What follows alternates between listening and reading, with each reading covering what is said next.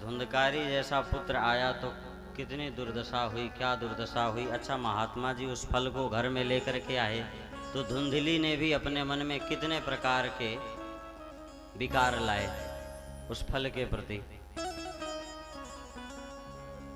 कोई व्यक्ति आपके घर में आए और आप उससे दुनिया भर के व्यंग बोलने लग जाएं, व्यंग छेड़ने लग जाएं, सीधे सीधे आप उस व्यक्ति को अपने घर से धक्का दे करके भले ही ना भगाएं, लेकिन व्यंग में ही उस व्यक्ति का अपमान करें तो क्या उसे ठीक लगेगा? महात्मा जी के उस फल के विषय में धुंधली के मन में अनेकों प्रकार के विकार आते हैं और उसी के फलस्वरूप धुंधकारी को वो प्राप्त करती।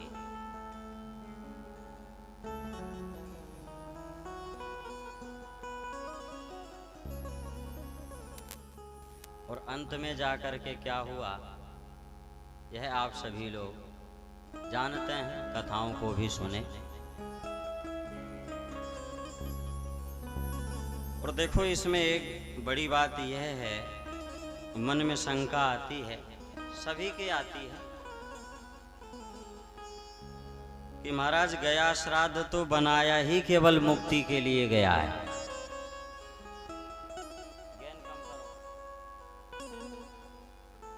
कहते हैं गया श्राद्ध तो मुक्ति के लिए ही बनाया गया है।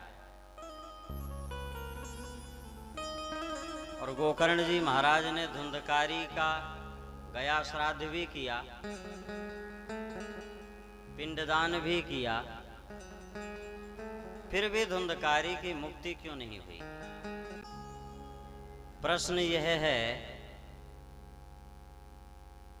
कि महाराज गया श्राद्ध बनाया ही मुक्ति के लिए गया है।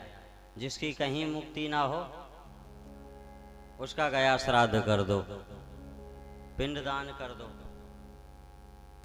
फिर भी धुंधकारी की मुक्ति क्यों नहीं हुई?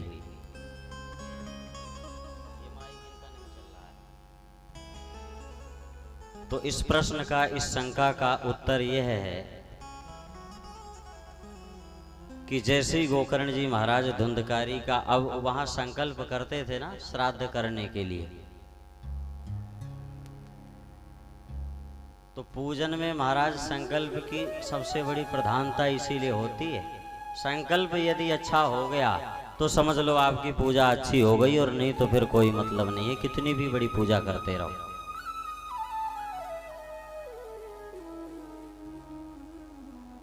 बोले जब संकल्प किया जा रहा था, ब्राह्मण देवता लोग गोकर्ण जी महाराज से संकल्प करवा रहे थे,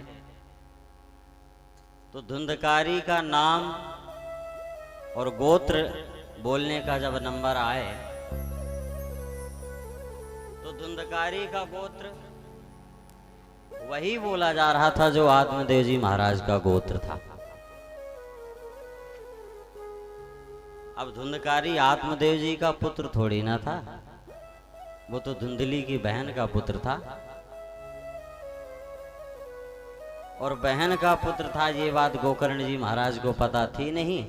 तो जब नाम और गोत्र बोलने का नंबर आए तो गोकर्ण जी महाराज वही गोत्र बोलते थे जो उनका गोत्र होता था, आत्मदेव जी महाराज का गोत्र होता था।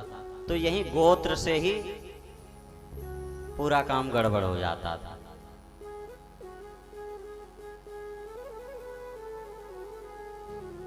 इसलिए धुंधकारी की महाराज मुक्ति नहीं हुई।